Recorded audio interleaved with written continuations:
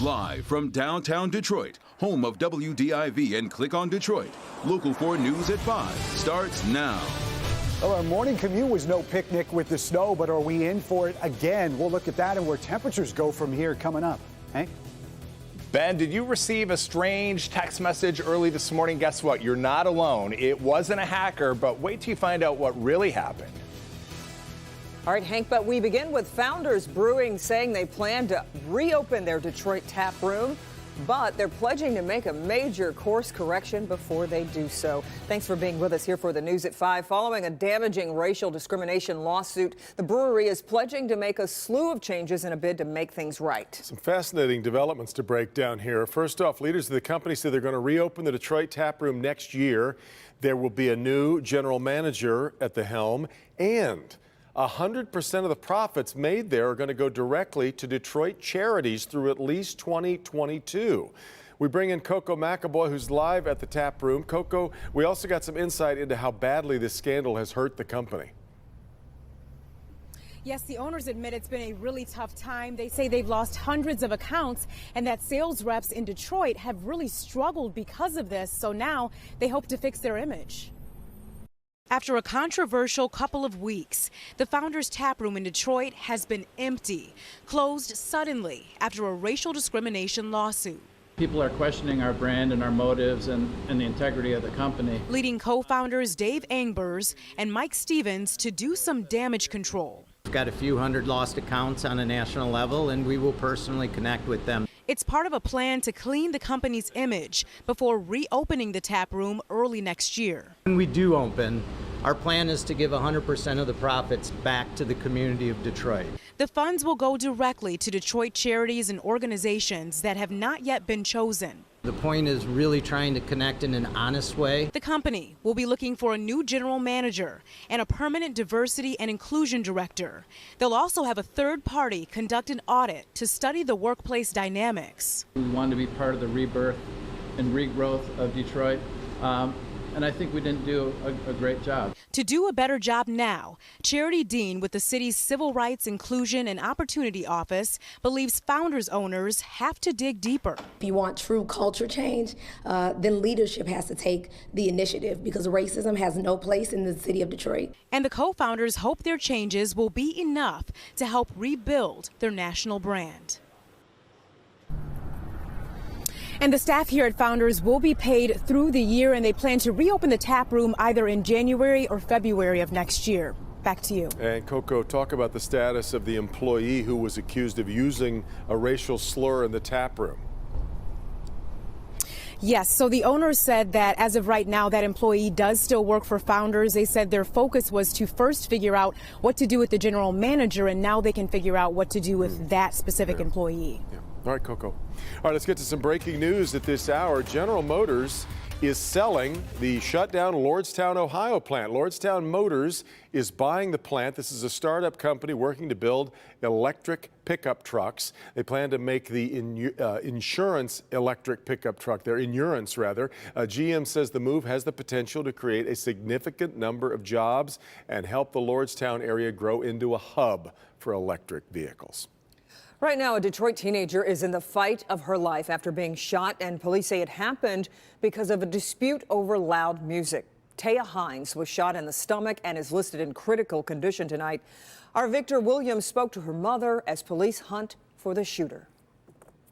Devin Kimberly, we're told that this all stemmed from an altercation between the teen's mother and a group of people who were here visiting their next door neighbor. And unfortunately, we're told that all of this stemmed from loud music blaring at about 2 in the morning. She's only 16 and she has a whole future ahead of her, so everybody is outraged. 11th grade honors student Taya Hines has a rough road ahead to recuperation. She's recovering. She's doing better than Sunday. She's making some improvement, but she still has a long road of recovery to go. Her cousin Carla Bowers says the teen was allegedly shot in the stomach Sunday night by this man believed to be visiting her next door neighbor following a huge fight between the victim's mother and several others about loud music coming from a car parked out front. The neighbors are playing music and her mother didn't get a chance to ask, can they turn it down? She was getting ready to ask, altercation escalated. The teenager came to her mother's aid and took a bullet as a result when multiple shots were fired. The person accused of pulling the trigger then took off when a getaway driver pulled up and the two sped away in a 2011 Infiniti. The lady did drive off, and we're looking for them. Yet the main focus for the Hines family is seeing Taya pull through. We're going to support her. I believe with the community support and the family support and her friends support, she'll make a full mental recovery, and then we'll work on the physical. And back here live tonight, we just want to set the record straight. Other outlets reported that the music was indeed coming from the apartment that was right next door, and we've been told that that was not the case and that the music was coming from the car that was parked right out front. Reporting live out here, Victor Williams, Local 4, back to you. Yeah, Victor, I know when we first reported this, we were reporting that multiple people were involved in this initial altercation. Are police looking for anybody else? Well, police are looking for the getaway driver of that car who was driving that 2011 Infiniti. So, of course, they are looking for that car at this moment in time. Back if you know anything, speak up and say something. All right, Victor, thanks. Did you come down outside this morning, look around, look out the window and say, well, here we go. Our first real shot of snow for the season came this morning, just in time for the morning commute. In fact, this is video we saw right about that time in Macomb County. That's right. And then after the snow, in came the cold. Let's get over to Ben. And are we in for a repeat performance, Ben? You know, we may see a few flakes tonight, but as of right now, Mount Clemens, not far from where that video was shot, gorgeous shot of the sun. But notice that these clouds are starting to get a little dark. There is some moisture out there.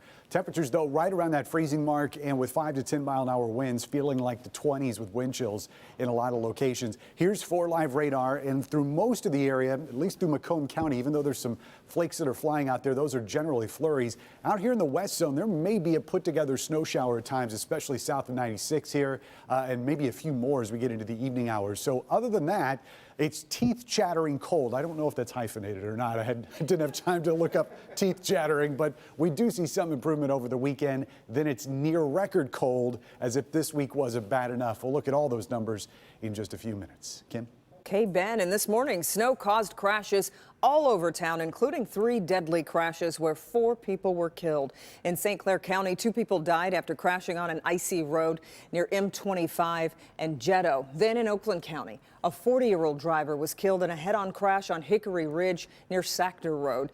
Over in Livingston County, a driver of a Mustang was killed after losing control on an icy overpass and crashing. Detroit police say a man was stabbed to death inside this home on the city's west side. This is Ashton Street, which is just west of the Southfield Freeway at Tireman. Larry Spruill live there. And Larry, you've learned some more about the victim in this case. Well, Devin, I spoke to the family all throughout the day, and we now know that the victim's name is 62-year-old Tony Johnson. He was living inside this home right across the street where you still see police officers outside that home at this very hour. Now, family tells me that he was a brother, a father, an uncle, and a nephew. This picture is how Roxy says she wants to remember her older brother, 62-year-old Tony Johnson. Because he was my big brother. He was always there when I needed him. Johnson, the oldest of 10 brothers and sisters, a father, uncle, and nephew as well. All I know is I'm missing my only big brother. Thursday, his family hugged and comforted each other outside their home as just feet away, police investigate who stabbed Johnson inside this home on Ashton Street. His family outraged and confused. And I'm just so mad. I'm just so mad. Because he was loved by everybody that came in contact with him. Several officers walked in and out of the home Thursday morning, some going door to door looking for answers. Police said they got the call around 7:30 Thursday morning when a family member found his body stabbed multiple times. That news shocked Johnson's daughter. Overcome with emotion, she could not finish our interview. That was my father. He never crossed nobody. And we will miss him dearly. So please turn yourself in before you get caught, because you're going to get caught. And that is exactly what police are hoping for tonight. As of right now, they have not found a suspect or suspects in this case. They are asking the public, if you know anything about this case, to call police. We're live on the west side tonight. Larry Spruill, Local 4. It's just terrible. All right, Larry. All right. Well, did you receive a strange out-of-the-blue text message late last night or early this morning? If you did, you're not alone. Tons of people, it seemed, across the country got exactly that. Consumer investigator Hank Winchester has been doing some digging.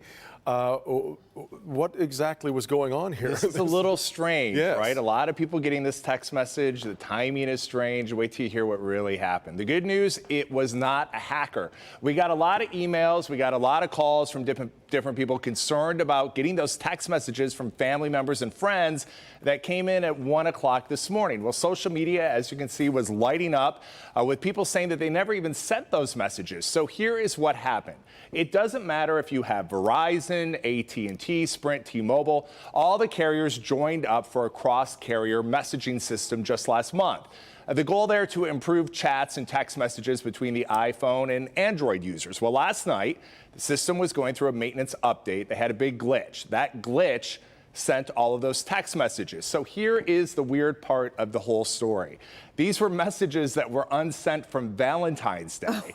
They had supposedly gotten stuck in the system, never going through until early this morning. So carriers like Sprint apologizing to people for the glitch, saying that it is now fixed, and hopefully your phone didn't send a message to an unwanted person, like maybe a former boss or an ex. Remember, these were from Valentine's Day, so you could only imagine, it had to be awkward for some people getting it this morning. But again, the headline, not a hacker, just a glitch in the system. This is a good alibi, though. See, honey, I told you I sent you a text on Valentine's I didn't Day. forget. It just didn't come through. Yeah. Thanks, Hank. Sure.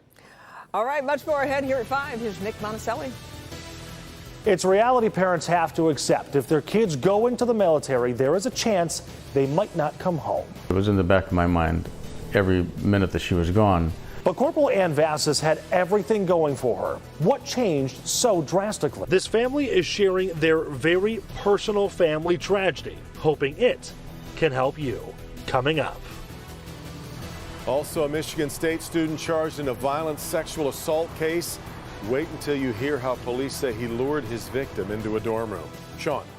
Next live at 5 o'clock, a hardware engineer and a visiting scholar at the University of Michigan. He's in federal custody tonight. Here's why. He's accused of stealing aerospace trade secrets and funneling them to his brother back in Iran. But wait until you hear what his brother in Iran actually does.